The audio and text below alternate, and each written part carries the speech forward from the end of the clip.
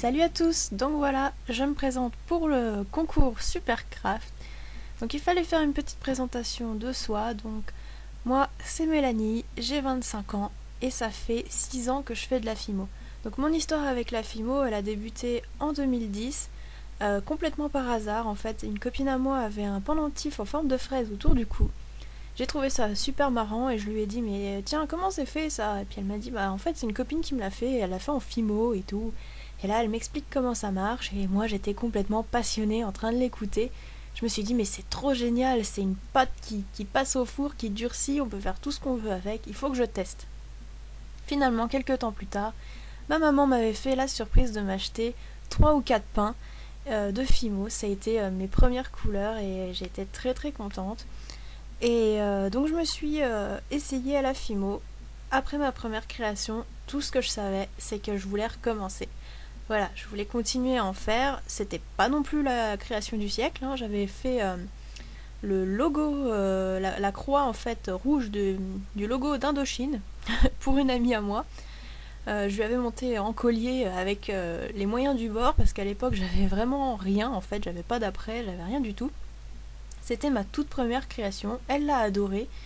Et du coup, après, je me suis dit, ben, t'as fait une création pour ta copine, maintenant, fais une création pour toi, quoi. Et donc, je me suis lancée, j'ai fait tout ce qui me passait par la tête, sachant qu'à l'époque, les tutos, c'était pas vraiment ce qu'on trouvait le plus. YouTube n'étant pas spécialement connu à l'époque, oui, on a l'impression que c'était il y a 20 ans, mais non, c'était il y a pas si longtemps que ça, et pourtant, c'était pas si connu, pas comme aujourd'hui en tout cas. La FIMO non plus n'était pas si connue que ça, et tout ce qui était matériel, tout ça, on galérait à trouver, et les tutos c'était pareil, c'était vraiment pas quelque chose qu'on trouvait partout. Donc je m'inspirais surtout de photos que je trouvais sur Google Images, ou voilà, un peu partout, et c'est comme ça que j'ai appris en fait. Je me suis vraiment jamais inspirée de tutos, parce que bah, comme je vous le disais, c'était pas ce qu'on trouvait le plus à l'époque. Et puis je me suis lancé mes propres défis pour m'améliorer toujours un peu plus. Et est arrivé les concours FIMO sur YouTube. Enfin, sont arrivés les concours FIMO plutôt. Et j'ai commencé à me lancer. Je me suis dit voilà, un défi de plus. Et j'y ai pris goût. Et puis bah voilà, aujourd'hui, le Supercraft de la team YesWeCraft. Et donc, je me suis dit allez, c'est parti, je me lance encore une fois. Et puis on verra ce que ça donne. Donc en tout cas, je vous remercie pour ce concours les filles. J'espère que mes créations vous plairont. Et puis comme vous l'avez peut-être deviné au titre ou à la vue des créations, la personne de la team que j'ai choisie est Sucre Roux. Pourquoi je l'ai choisie en fait? Tout simplement parce que je pense que dans toutes les filles de la team, celle qui a un univers assez proche du mien, c'est elle. Donc Louise. Donc du coup, je me suis dit, ben voilà, il faut que je fasse une des créations de cette créatrice-là, parce que on se ressemble un petit peu au niveau de nos univers, en fait. Donc voilà, c'est pas parce que je vous aime pas, hein, les autres, hein, vous inquiétez pas, je vous adore toutes, mais voilà, il fallait bien choisir, donc j'ai choisi. Et donc je vous présente tout de suite les petites vidéos de mes deux créations, et on se retrouve à la fin pour que je vous montre le résultat. Voilà, bisous!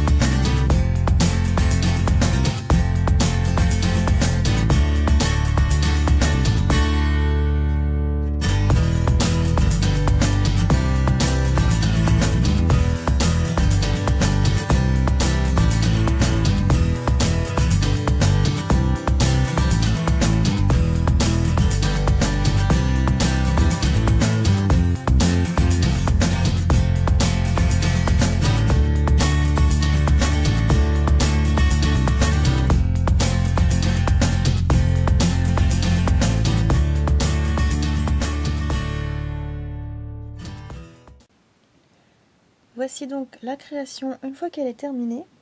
Donc j'espère que vous allez bien voir tous les petits détails. Donc en fait j'ai collé mon petit cabochon en fimo sur une estampe en filigrane de couleur bronze. Donc en fait c'est une estampe à la base qui est carrée. Vous voyez, normalement ici c'est pointu les bords, enfin les angles. Et en fait je les ai découpés tout simplement pour donner une forme plus arrondie à l'estampe. Je trouvais que ça faisait plus joli sur une forme comme ça plutôt que sur une forme carrée. Et donc voilà le cabochon. Donc le petit renard, le petit corbeau avec son mini fromage. Voilà, et j'ai décoré avec des petites perles en verre. Voilà. Pour rappeler en fait les couleurs du renard. Voilà, j'avais envie de mettre cette création sur un filigrane bronze. Et sucre roux, donc tu avais mis ta création sur un camé argenté. Donc tu avais mis des petites perles bleues, ce qui allait très très bien avec. Sauf que moi, le bronze et le bleu, je trouve pas que ça aille forcément bien ensemble. Donc j'ai voulu en fait rappeler avec le bronze et les perles dans les tons orangés, plutôt le renard, l'arbre, voilà, la forêt en fait, tout simplement. Voilà.